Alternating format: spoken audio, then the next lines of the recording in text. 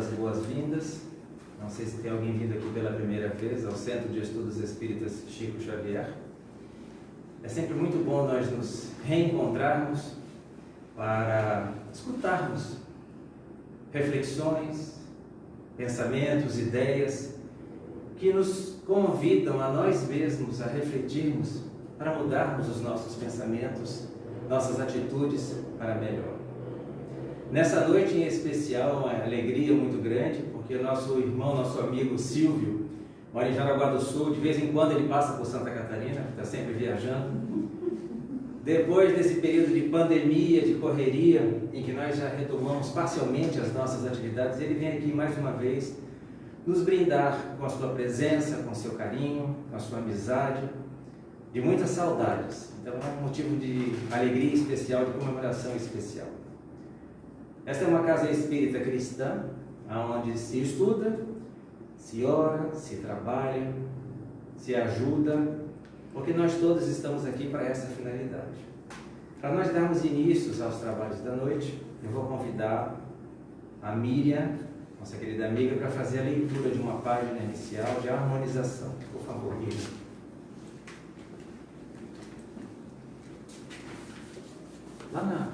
Lá mesmo do público, Miriam, faça favor, por causa da filmagem. Boa noite. Boa noite. Também tu e os principais dos sacerdotes tomaram a deliberação de matar também a Lázaro. João capítulo 12, versículo 10. Interessante observar as cogitações do farisaísmo relativamente a Lázaro, nas horas supremas de Jesus. Não bastava a crucificação do Mestre. Intentava-se igualmente a morte do amigo de Betânia. Lázaro fora cadáver e revivera, sepultara-se nas trevas do túmulo e regressava à luz da vida. Era, por isso, uma glorificação permanente do Salvador, uma cura insofismável do médico divino. Constituiria em Jerusalém a carta viva do poder do Cristo. Destoava dos conterrâneos, tornara-se diferente. Considerava-se, portanto, indispensável a destruição dele. O farisaísmo dos velhos tempos ainda é o mesmo dos dias que passam, apenas com a diferença de que Jerusalém é a civilização inteira. Para ele, o Mestre deve continuar crucificado e todos os Lázaros ressurgirão sentenciados à morte. Qualquer homem renovado em Cristo incomoda-o.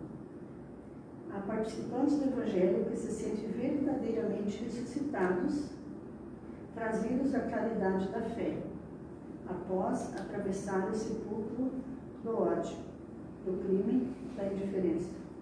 O farisaísmo, entretanto, não lhes tolera a condição de redivivos. A demonstrarem a grandeza do Mestre, instala perseguições, desclassifica-os na convenção puramente humana. Tenta anular-lhes a ação em todos os setores da experiência. Somente os Lázaros que se unem ao amor de Jesus conseguem vencer o terrível assédio da ignorância. Tem, pois, cuidado contigo mesmo.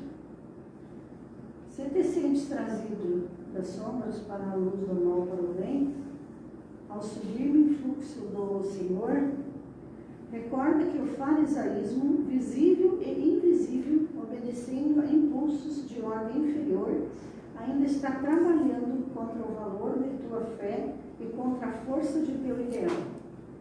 Não bastou a crucificação do Mestre, também tu conhecerás um testemunho. Que assim seja. Obrigado.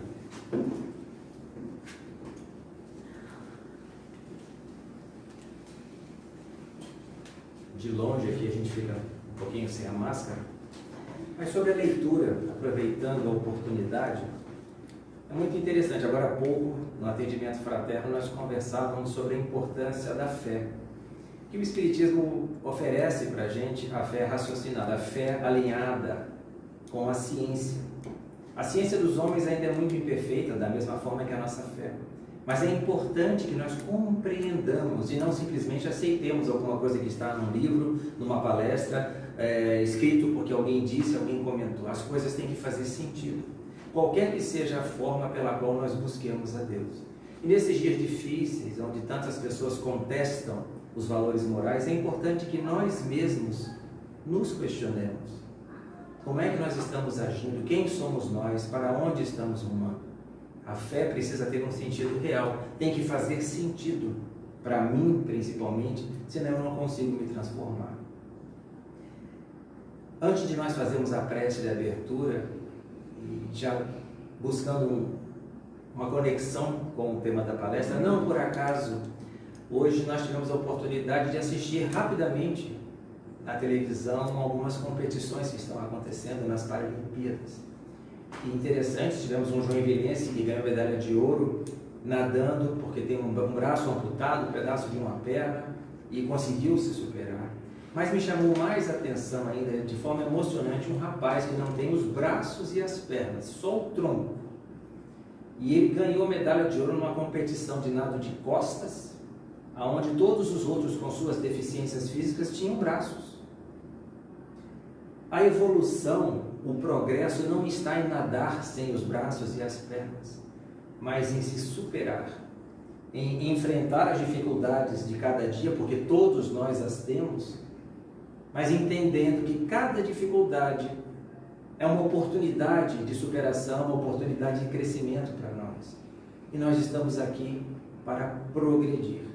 Há leis que nos permitem atingirmos a essa meta, mas dada a nossa condição evolutiva, o sofrimento, a dor, ainda são companheiros necessários.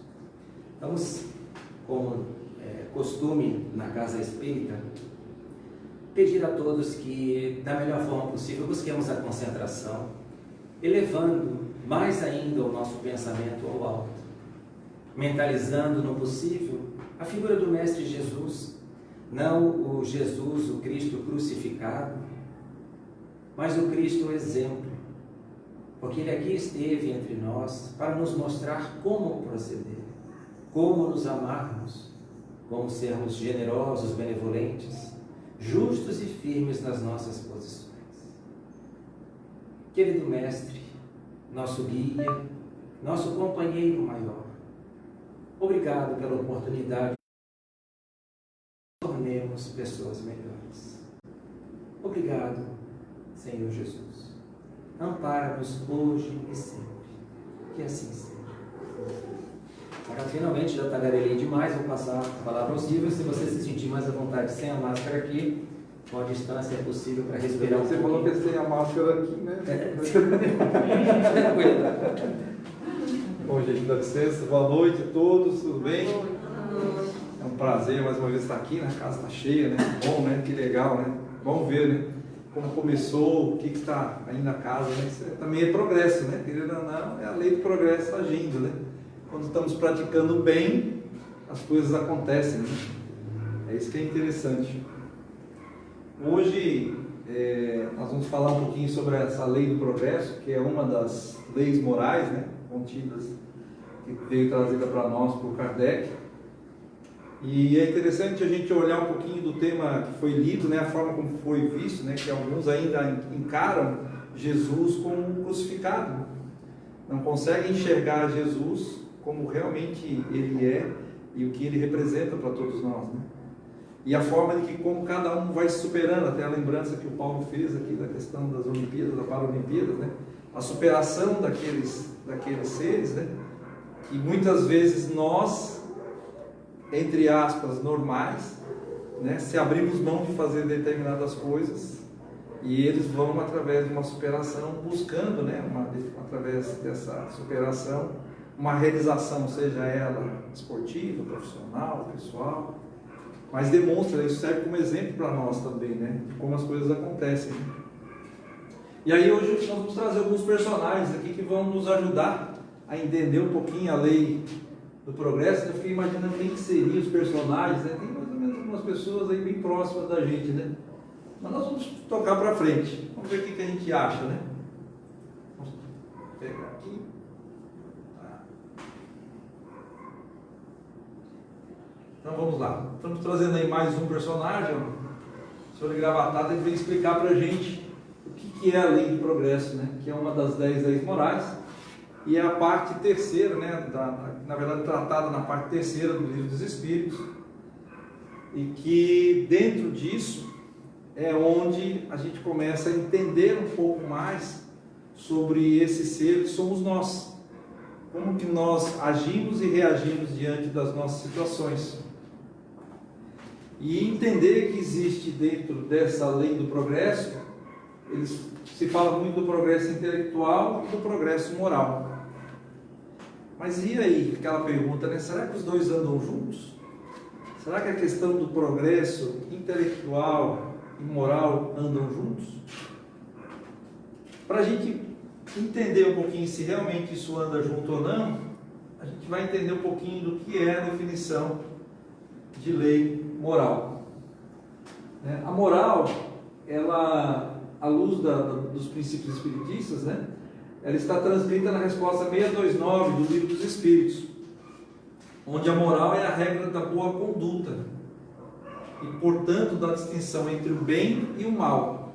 Porque muitas vezes nós temos povos que para eles algumas atitudes são corretas, pelas leis humanas são corretas. Mas o que fica claro é essa ideia de entender que boa moral, né, ou seja, praticar questões de evolução moral, é entender o que é bem, o que é o bem e o que é o mal. E o que é o bem e o mal? O bem é quando eu faço bem para alguém que todo mundo fica feliz, será que é isso? E o mal é quando eu faço algo que incomoda as pessoas? Mas será que algumas das minhas atitudes que podem incomodar as pessoas não são porque essas pessoas não conseguem enxergar o bem?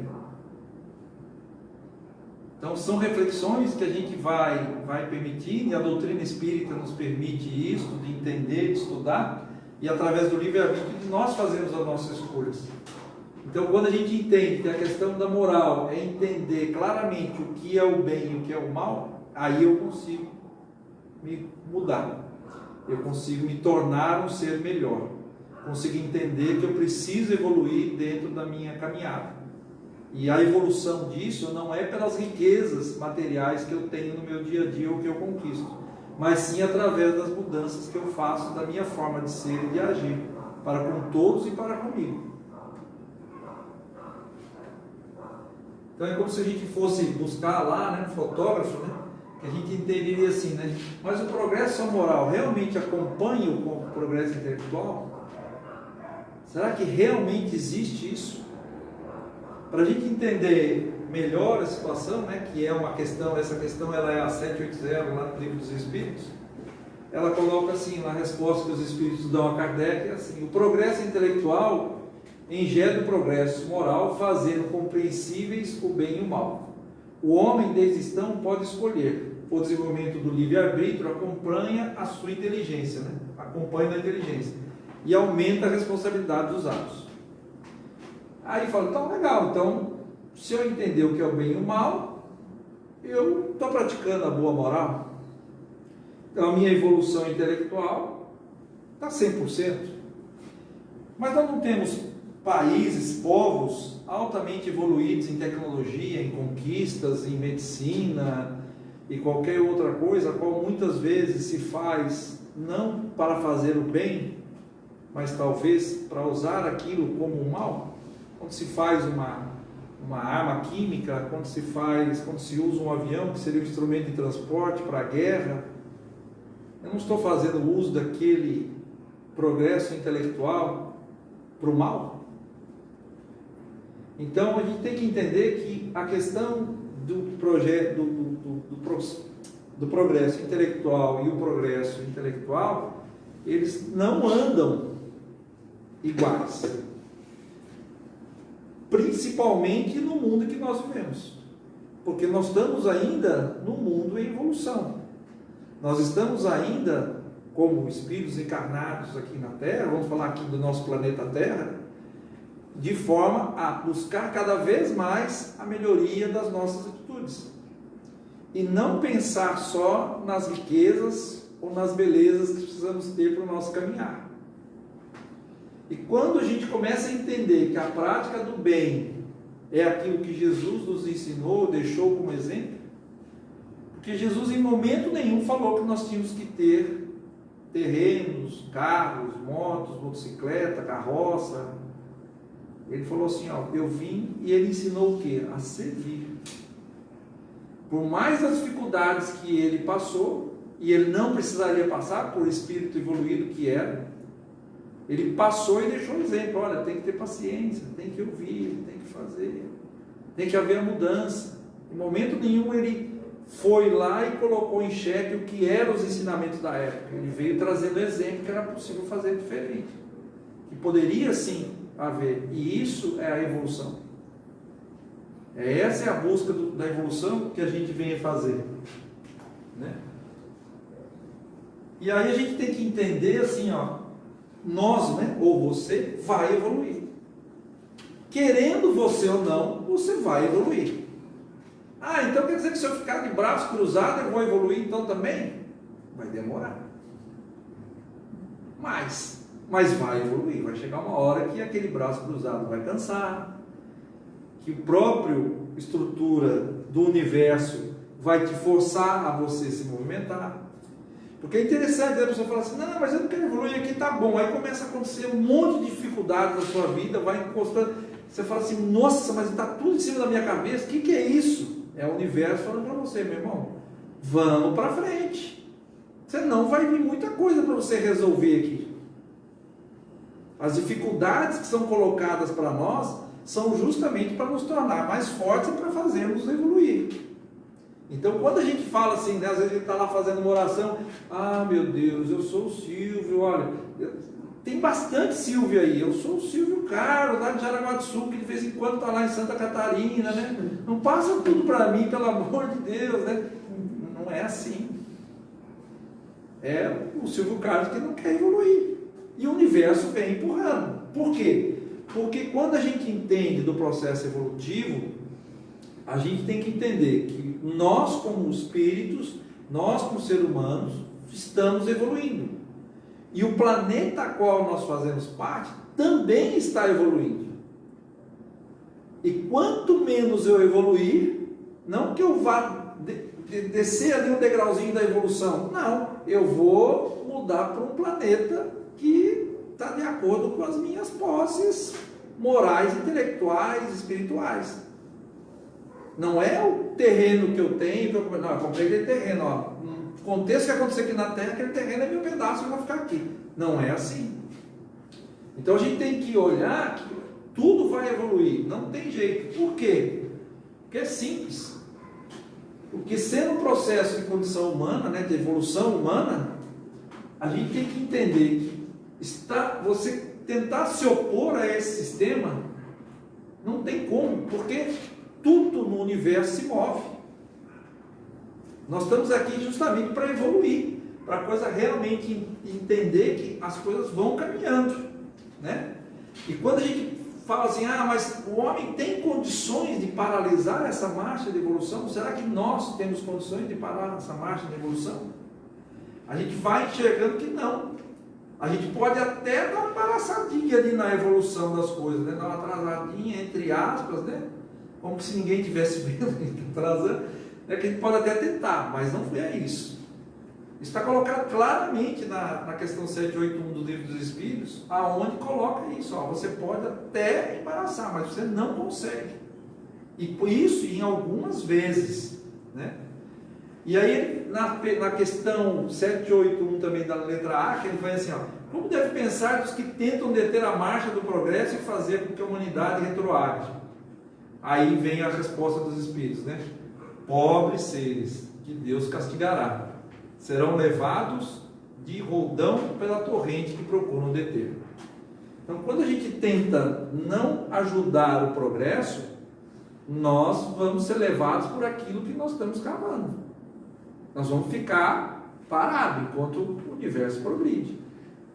Então, não adianta você falar assim, ah, tá bom, então eu estou lá na escola, Como um exemplo, né? Eu estou numa escola e eu estou no primeiro ano. Então eu não gostei da aula, eu vou ficar aqui porque o ano que vem eu vou para o segundo ano. Em algumas escolas isso pode até acontecer se for de interesse, né? Político, etc. e tal, mas na vida correta isso não ocorre. Porque ele não tem ali as condições de habilidade para ir para uma série superior.